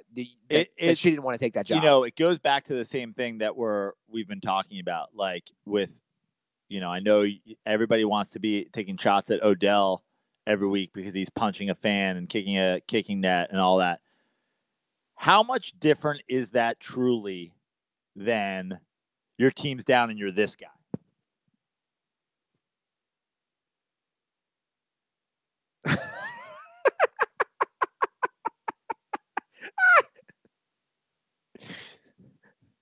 That's amazing. He turns into the great Cornholio. He turns into the sad Cornholio every time they're down. Like, how much worse is it really a look to be like angry punching a fan guy versus towel boy, I need my head towel so that I can mope until I can put my fedora on and not answer questions in the locker room. And be like the Jalen Ramsey thing, the fucking Cam Newton thing, the like you have a terrible game, so you're like, what are you about? Forget it. I'm not going to talk. I'm going to be a mopey bitch. Like, honestly, when you really, like, I get that one draws attention to you, but, like, shouldn't they both draw attention? Like the Cam Newton turning into fucking the great Cornholio anytime they're losing a game, and then he comes out on the field and he stinks. Isn't that just as bad a look? I would disagree with that. I think punching what was he punching? A fan, a heater, whatever it is a lot different than just sitting and moping. They're both negative attention for sure. I mean, just think about it as like. But Cam also took a lot of shit after the Super Bowl. Yeah. Deservingly so. Right. Didn't try to recover his own fumble. Not just the game. I'm talking about, do you remember the post Super Bowl press conference? Yeah. He took a lot of shit. I'm just saying, my point is, everybody wants to jump on. It's like, there's not a ton of difference, if you ask me. Well, I think he's between like being the big, upset guy and the small version of the upset guy. I'm not going to move. I'm going to mope. You're watching the game. Is my screen frozen, or is Cam just turned into a statue with a towel on his head? Well, I think, he's at that point in his career where, it is kind of, I don't know if I want to say make or break, but, he entered the league in 2011. He won the MVP in 2015. So, that was 4 seasons ago. Yeah. So he's definitely getting some mileage. We'll see. I'll be curious to see how it plays out, to be honest. I'm not curious. I know exactly how it's going to play out. The peak Cam is long gone. Peak Cam was 2015. He's not going to get better at running the ball. He's not a pocket passer. He's never been a pocket passer. Well, that's what he has to learn. We've been saying this about quarterbacks for years. Well, as Michael Vick slows down, he's going to have to learn to become more of a pocket passer type. Oh, here we go. Let's see if that fucking works. It's not going to happen. He doesn't have touch.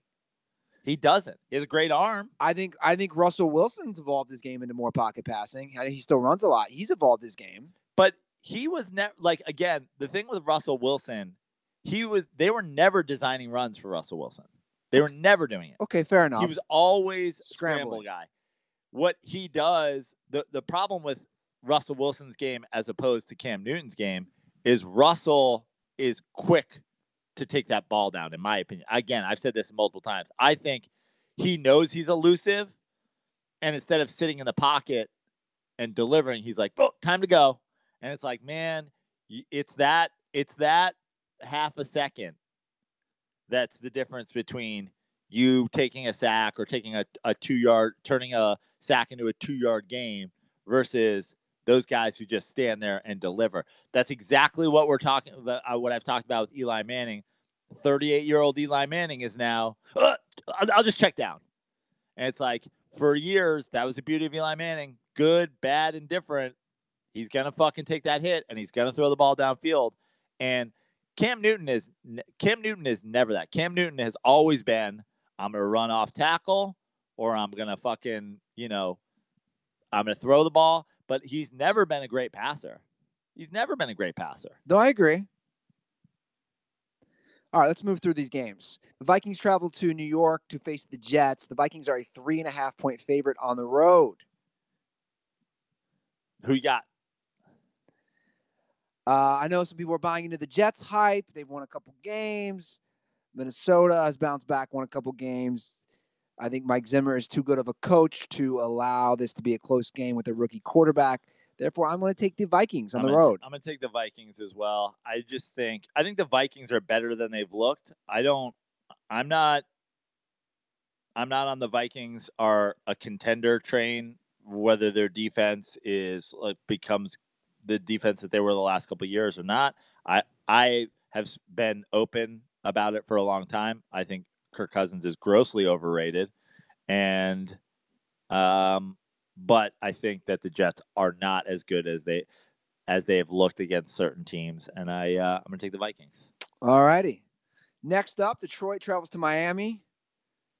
They are a wait. Is this correct? Yeah. Oh, because Tannehill's still not playing. Right. So Miami's a 3-point underdog at home against the Lions. Yep. Now, Miami just won last week against the Bears at home. Right. So this is an interesting spread. Brock Osweiler getting the start. He played all right last week. He did. He also was helped. God, they were some amazing. But I think we agree that the Bears' defense is a lot better than Detroit's defense. Agree. I think the Bears are a better team. Agree. That's why this is a surprising spread for me right now. I'm going to take Miami. I'm going to take Detroit. Well, you were waiting for me to pick that, weren't you? I was basically trying to talk you into it, too. I think that Miami obviously had a game last week. Everybody was on the Bears train. I think that was just as much a failure on the Bears' part as it was a great performance by Miami. I think it was a perfect storm. I don't think Detroit is that good. I don't necessarily think Detroit's going to come out there and fucking dominate. But I do think that what are the chances that you get multiple, like, decent performances out of Brock Osweiler? Probably not good, but whatever. Fuck it. I got such a big lead on you. I can take these chances. Yeah, I mean, you're not taking chances. I've let you make your pick. Are you acting like you just fucking went bungee jumping? Taking a chance, Praino. Okay. Taking a chance. The Patriots travel to the Bears, who we were just talking about, where they are a 3-point favorite. I'll take New England. I'm for sure taking New England. We got to talk about New England for a minute. We have more Aaron Hernandez news. It never goes down. So basically... Oh, it goes down all right. What's that supposed to mean? I mean, is the news about him blowing dudes? So, they're doing this big 6-part series. I thought we had to talk about the Patriots because of Belichick's just the blinking guy meme he gave about the Lawrence Taylor question, which is one of my favorite reactions of the year so far. Well, I was going to talk about that too. It's great.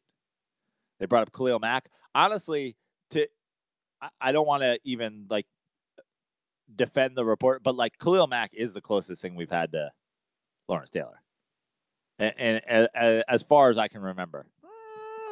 Who? I don't know. Some of these guys have had, he's only played a few years. Some of these guys have had amazing years. Who? Von Miller? I mean, look, Lawrence Taylor was an edge rusher, no doubt about it.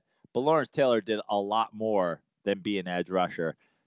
Khalil Mack, Defensive Player of the Year. Khalil Mack, all pro at 2 positions. Khalil Mack, the interception return, the pick sixes, the strip sacks. I love Von Miller. Von Miller's great. Here we go. This is the Drew Brees thing all over again. Denver Broncos fans are going to be bombing our apartment. But, no. I think as far as being dynamic and being a defensive player on multiple levels. Look, I'm not going to argue. Defense, you said name a player. Yeah. I tossed out. One came to mind. I tossed out Von Miller. I'm not going to argue with you on that one, though. So, yeah, basically a reporter asked Bill Belichick if Khalil Mack was on the level of LT, and he didn't know how to react. He was so... It was great. He's like, we're talking about Lawrence Taylor now? He's like, what? He's like, am I being punked? Did you see what Lawrence Taylor tweeted? No. I think he just tweeted. Literally, I think he just tweeted after that came out what he said. That's awesome. Something like that. I told you, if you watch The Football Life yet on LT? No. On the NFL Network's Football Life of Lawrence Taylor, Bill Belichick says he could be the greatest player in NFL history. Greatest player. He didn't specify defense. Yeah. Which I think is very interesting. I mean, for a reason, it's almost not arguable. And if Bill Belichick's not going to hear arguments, then that's a pretty good sign that he's the best defensive player of all time. Right? Yeah. If you're a Bill Belichick type and you buy in to defense wins championships, and I'll start there and give me the best defensive player and I'll figure out the rest. It's almost like then he's the best player. Well, he won 2 MVPs, right? He won 1 MVP. 1, okay, I'm wrong. 1. But he's the last defensive player to win an MVP. Yeah. Belichick is a fucking savage. As we've discussed, Boston Globe is doing this spotlight series on Aaron Hernandez called A Killer in the Huddle. This is the most savage shit. So after he gets arrested in June of 2013, according to former linebacker Dane Fletcher, this is what Belichick does. He speaks with the Patriots and says this: he is not part of this team. He will not be spoken about in this locker room. Yo! One of their players just got arrested for murder, and Belichick's like, he will not be spoken about. This was after he was already gone? This was after he got arrested. But at the time, he was under contract with them? I guess he had to have been, right? He was arrested in June of 2013. It doesn't specify Right. when he made that statement. So it's off season. Yeah. I mean, what's Belichick supposed to say? But there's more to this, dude. This stuff gets crazy. I'm actually gonna end up reading this whole. I'm just reading the highlights. I want to actually read this whole Boston Globe report. So apparently, Aaron Hernandez wanted the Patriots to trade him. Are you more obsessed with Aaron Hernandez or OJ Simpson? Oh, dude, it's so close. You don't find this stuff fascinating? Dude, he was killing people, fucking dudes, and playing for the Patriots. This is I'm jerking off to this. This is like a 30 for 30. It's a weird like Dexter thing, right? What part of his homosexual life / murdering people gets you the most turned on? It's fascinating, bro. I agree, it's fascinating, but the jerking off to it's a little. Okay, maybe that was a little extreme. I don't know. You did the hand motion and everything. I know. I didn't really have to do that for camera. Okay. So, there it is. That's a GIF. There it is. Clip that GIF. Yeah. Oh, and I'm clipping you too, being Cornholio. Okay. He wanted to be traded to the West Coast because he thought there was going to be retaliation for his murder. Yeah. But gang members don't have planes, so we're good. Just get me to the West Coast. And Belichick wouldn't do it. But this is the part that gets really creepy. Some of Hernandez's teammates reportedly picked up warning signs about his erratic behavior. In part 3 of the series, which was just published, says former Patriots wideout Brandon Lloyd, remember him? Yep. Details some advice Wes Welker told him about Hernandez. Listen to this shit, guys. Welker stops me. Again, this is coming from Brandon Lloyd. Welker stops me and kind of touches me on my shoulders, and he's looking at me wide-eyed in my face and says, "You're locked between Gronkowski and Hernandez.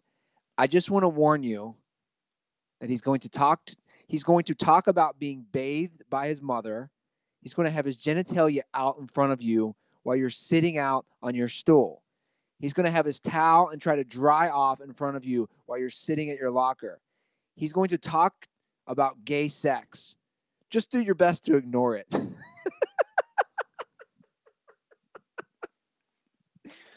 Even walk away. Who was the one telling him that? Wes Welker. Yeah. Fucking Welker. His genitalia is going to be out, bruh. Although, whatever, the nudity thing, everyone's naked in the locker room. But if I'm sitting down and this guy's drying off with his junk out, talking to me about gay sex, come on. It's weird, dude. The guy had a weird. I mean, it sounds like, and again, this is why I'm all for, like, we need Aaron Rodgers. We need Odell. We need one of these superstars to come out. I feel like part of this is definitely some sort of homophobia. Well, just like homophobia, but then on like Aaron Hernandez's part, like his closeted homosexuality / like some like raging over it. And but it's crazy. He's closeted, but he's not. He's talking to his teammates about fucking dudes. So he's technically not closeted gay. He wasn't open gay, though, right? True. It wasn't. I mean, we knew about Michael Sam. He wasn't, I'm a gay athlete. And he was probably never able to do that. Again, this does not excuse him being a murderer, a mass murderer. Yeah. Boston fans are like, doesn't it, though? Doesn't it? I mean,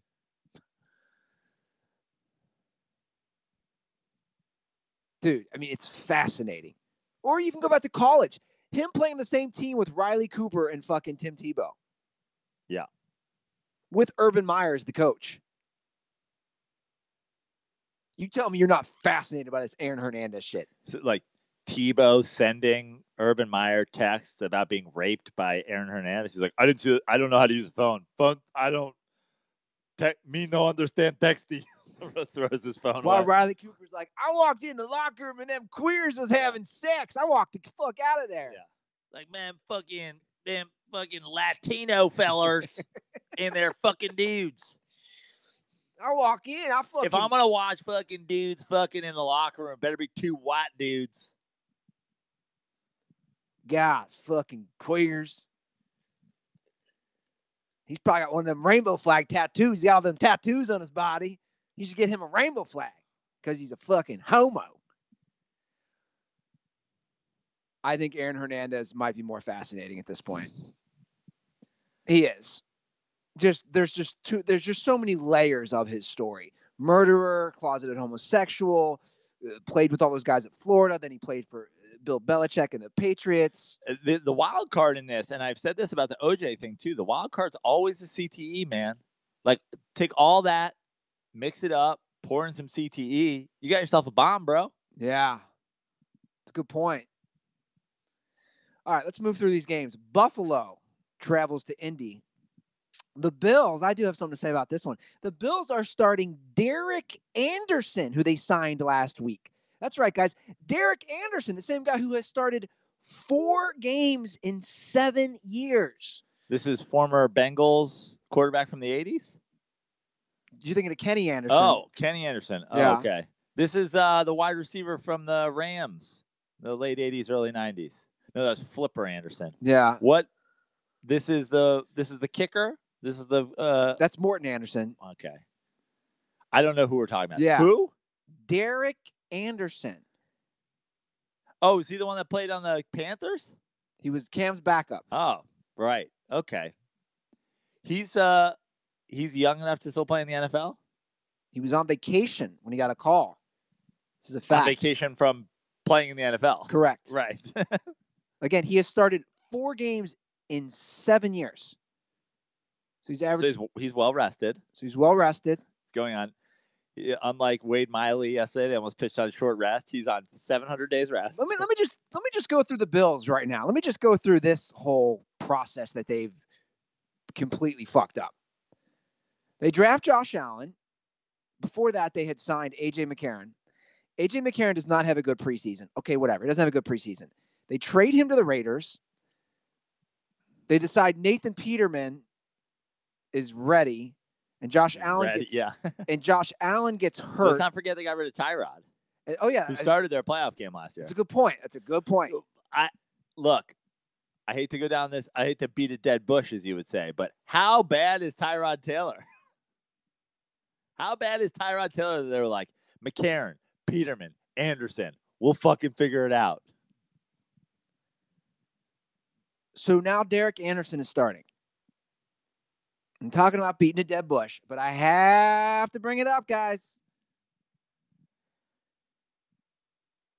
When you see this shit, and I had to tweet it out on Dirty Sports, I also wanted to get the triggered people going. This is where the Kaepernick stuff, it blows my mind. I want to take politics out of it. Let's take all that shit out of it. I don't care about that stuff. I'm talking about winning football games for the Buffalo Bills. If you think Derek Anderson gives your team a better shot to win than Colin Kaepernick, who hasn't played in 2 years, then you just don't understand football. And I'm going to take it one step further. All these owners, I went through and I looked at the backups of all 32 teams last night. It's a joke, dude. It's a joke. All of these teams are one ACL. We've seen that. Away from just sucking. We've seen that a lot recently. Look at the Packers, the Texans. Who else just in the last couple of years? The Bills. Yeah. Like, it's bad. Like it doesn't make. I mean, the Dolphins. They signed Jay Cutler last year. Him and Adam Gase are friends, and they once went 4-12 together on the Bears. That's why that happened. It's so stupid. And when you bring the Kaepernick thing into it, like this idiot was going back and forth on Twitter. Guys, you know Praino's early argument about the NBA people who hate it, like the people who hate the NBA? It's that same person. I'm telling you, it's that same exact. If you did a Venn diagram, I don't even know how much of Colin Kaepernick's politics I agree with. I don't even know all his politics. I don't care. But it's this point of, oh, he wouldn't take that money. Dude, do you not want your team to win? Yeah. Dude, to me, if I own an NFL team, the main goal is to win games. You're not winning games with Brandon Whedon as your backup. You're just not. Look at the fucking Rams. I'll bring them into it. The Rams' backup is Sean Mannion. If Jared Goff goes down, I know how talented the Rams are. How many games are they winning with Sean Mannion? Who the fuck is Sean Mannion? Maybe somebody thought he was Sean Manning and thought he was like the last brother, like the. But these people who this guy's still going back and forth. He hasn't played in 2 years. Either has Derek Anderson. And also, Derek Anderson was never good at any point. But then the question is, are the Bills trying to win? They're not. They're not. Are they? Is this their way of just not winning and not having any sort of, locker room hoopla? But like, I've already like the distraction thing is like I'm so sick of that as like an excuse for any of these people, for Odell, for Antonio Brown, for Le'Veon Bell, for it's the National Football League. Every single thing that of any sort of consequence that happens whatsoever gets talked about endlessly. Stop it with a distraction. Stop it. It's like saying that, the fucking the Bears aren't going to bring back Chris Conte because the fucking stiff arm is going to be a distraction when he gets off the thing. It's like every single thing that happens in the NFL is talked about non-stop. Good, bad, Tebow, Mayfield, fucking Johnny Manziel, Antonio Brown, Roethlisberger, Manning, Odell, Le'Veon, Kaepernick, fucking everything. Ezekiel Elliott. How many fucking stories that just get blown out of proportion by the non-stop 24/7 media circus? The Patriots are dealing with Aaron Hernandez. The dude's been dead for fucking 2 years.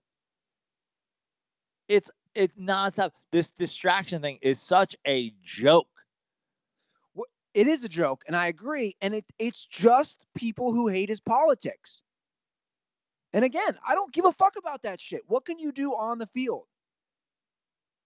If you think Derek Anderson gives you a better shot to win, dude, I am not even joking. Fuck it. I'll just say it. I am not even joking when I say this. I think fucking cancer-ridden Jim Kelly gives the Buffalo Bills a better chance to win this Sunday than Derek Anderson. So you're taking the Colts? 7.5, though. I was just going to say that extra half point.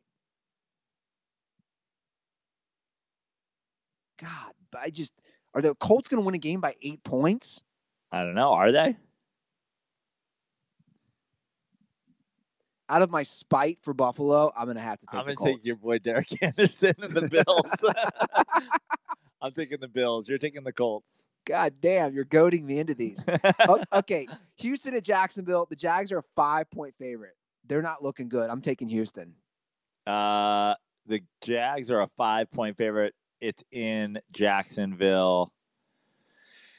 Oh, man. I kind of want to take Jacksonville, but yeah, that's a I'm gonna take Houston as well. I just think that's a division game of a that's a monkey shit fight. That's my forget Spider-Man pointing Spider-Man memes. It's those that's a monkey throwing shit at each other game. All right, the Colts. I'm sorry, not the Colts. The Saints travel to Baltimore. The Ravens are 2.5-point favorite. I'm taking Baltimore. Saints are going to take an L. My boy Breeze is leaving the bubble. He's leaving the dome. 2.5. I like the Ravens defense. Yeah. I'm gonna take the Saints. Baltimore's just too inconsistent for me. I like Baltimore. I think Baltimore is like I've said the whole year. I think they're a sneaky team because I think they're a sneaker team because of this though. Like week in, week out, you don't know what the fuck you're gonna get from Baltimore. The Saints D is not good, but like the Saints, I don't know how many points the Saints need to score to win this game. I mean, it was just a couple weeks ago that didn't Baltimore score 9 in the game? Like, I'm going with the Saints. Fair point. Their offense isn't good. Yeah. But I'm going to trust the Ravens defense. All right. The Cowboys travel to the Redskins, where the Redskins are 2-point favorites. This is an interesting one. I'm going to take Dallas. Look at me. I've been shitting on the boys all year. I'm going to take them. Dallas is a 2-point favorite? The Redskins are. I'm going to take that's tough. I'm going to take the Redskins. Ooh, lots of different picks this week. Yeah. I'm going to take the Skins. Just I still like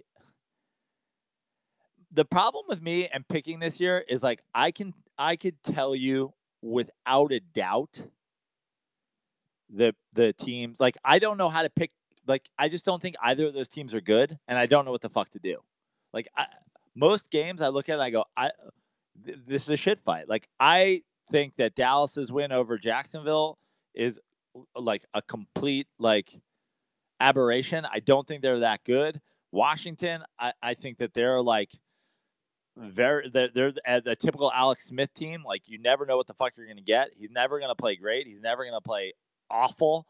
Like I just don't know who's like I could tell you the 7 teams that I think have any chance of winning a playoff game in the NFL.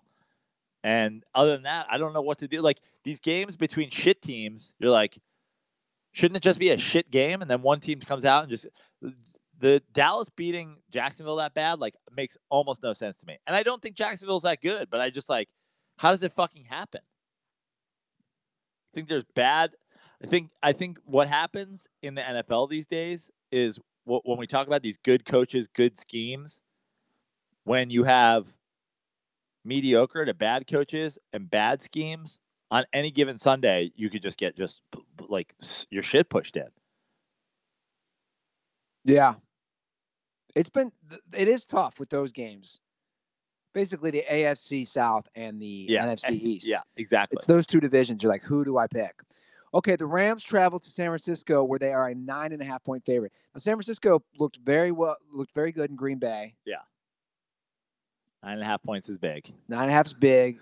It's on the road. It's on the road. It's up there in San Francisco. Division game. And I'm taking the Rams. Yeah, I'm taking the Rams too. I think San Francisco is better than a lot of people thought they'd be without Jimmy G. But I also think that I just think the Packers are Aaron Rodgers and some dudes. The Packers are fucking the Jackson 5. Do you know what I mean? Yeah. It's Michael Jackson and a bunch of guys who also have the same last name. Did you see the Pierre Garçon move on Clay Matthews? Yeah. I tweeted out? Yeah. Dude was cringeworthy. Yeah. That was like white, long-haired athlete meets skilled French black athlete. This is what happens. Yeah. I think the Packers are just playing bad. They're not good. Besides Aaron Rodgers. They're not good. And we have to talk about the ultimate CTE. Talk about guys in, homosexual relationships, waving their dick around the locker room, murdering people. I mean, you would think that would be the lead CTE story of the week, but the Terry Bradshaw clip that resurfaced from a couple years ago of him saying he would take McCarthy over Aaron Rodgers? 2016. Get Terry Bradshaw into a fucking home before the shingles break out again. Apparently, the shingles are fucking dementia related. The power of the internet. I mean, that's a more embarrassing deep dive than finding the Josh Hader tweets. He should be apologizing. He should be like, "I'm sorry. At the time, I was young." He said he would rather take. That's just 2 years ago. I want to know Mike McCarthy over Aaron Rodgers. I didn't have the time for it, but I thought about it. I want to know the Terry Bradshaw Mike McCarthy relationship that's not being reported here. They golf together. They own a boat together. Look, Terry Bradshaw seems like a very nice gentleman, and I'd love to meet him. I'd love to have him on Dirty Sports, mostly to address this question. But come on, bro. The other thing about Terry Bradshaw, just since we're talking about him, why is he like when everybody does the ring counting? Why doesn't Terry Bradshaw get? Why isn't because he wasn't that good? But he's got 4 rings, right? Yeah. Kobe. 5, right? Isn't that why Kobe? All of his stats are worse, but he has 5. Why isn't it Brady, Bradshaw, Montana, Manning? Like, we ring count, right? Why isn't Bradshaw there? Ask yourself that when you start ring counting. Because he wasn't very, very good. That's why. But that's something you need. I mean, I went on the whole Breeze conversation that we got on last week. I've still been conversing with people about Manning and Brady and Breeze and the whole thing. It always comes back to. You're not going to see this because you don't have good eyes. I had to pull up Terry Bradshaw's stats. Yep. He finished with 212 touchdowns to 210 interceptions. Yeah. He never threw more than 28 touchdown passes.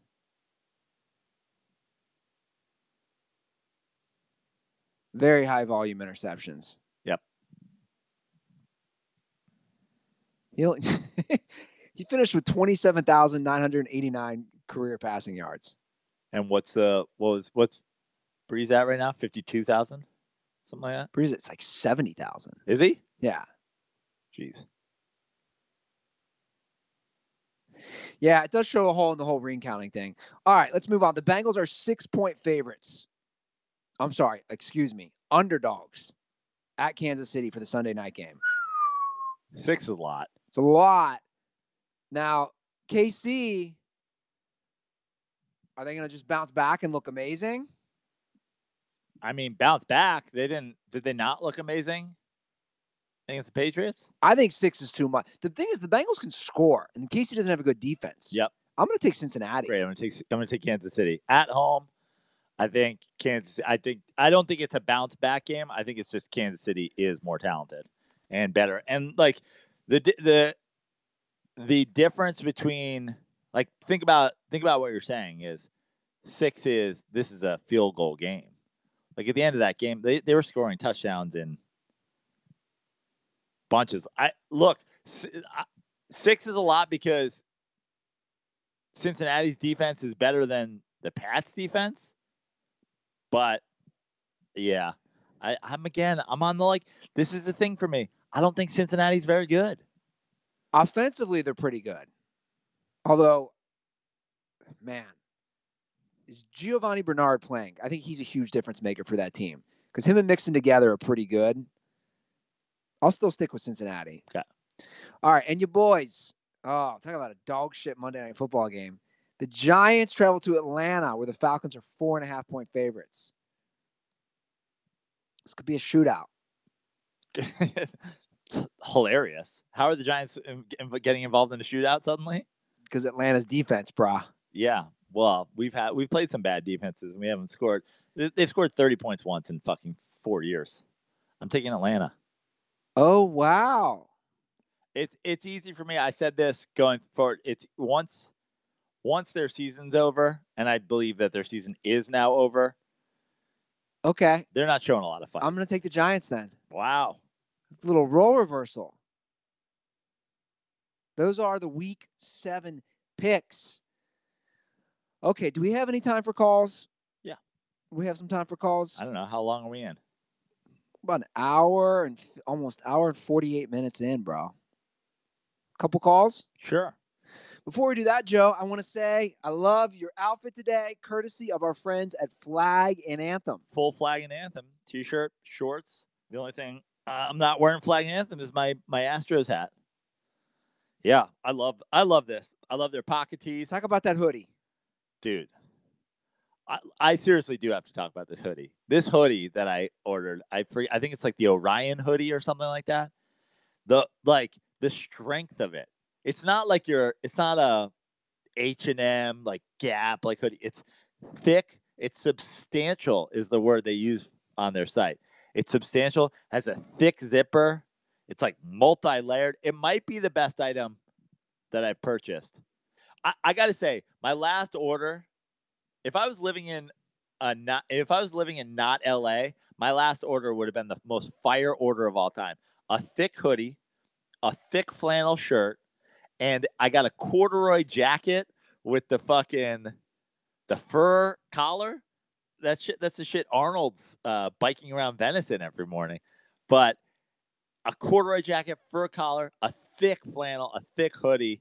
I kind of wanted to get cold just so I can wear all this stuff. I might wear my thick flannel down to San Diego tonight. It was a little breezy down by the beach last night. Such a good. I love the Flag and Anthem shorts t-shirt thing, but I think they might even do like fall winter better than they do spring summer. I got to get that stuff next month. So go to flagandanthem.com. You can get all that great gear. Drop promo code DIRTY at checkout for 25% off that first order, guys. That's 25% off at flagandanthem.com. I tweeted it, and Dirty Sports retweeted it. So check out my Twitter if you want the link to the actual hoodie for hoodie season. I mean, it's strong. All right. Throw on those headphones, Praino. Here is the deal. I absolutely got abused for saying I think maybe Saquon Barkley is the best running back in the NFL. So let's hear some of those calls. I want to say before we even listen to that I told you that you were going to get abused. Like I was like, uh-oh, here we go. He's going out on a limb. But let me say a couple things before we skip. I sent you the clip. Bill Simmons went bigger than you went. He said he's the best running back he's ever seen in his lifetime. He said he's Walter Payton meets LaDainian Tomlinson meets Terrell Davis. And also, let me say something else. I know the argument. I can't wait to hear it, but I know the argument's Gurley. Of course, it is. Just what did Gurley do his first couple of years? So let's get to some of those calls.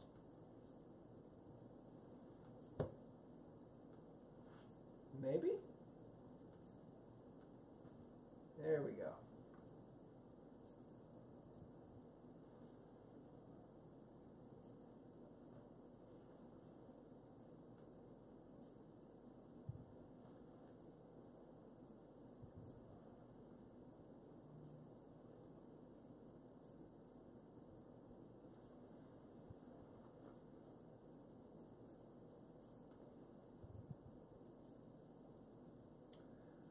All right, so there it is. It's like you said.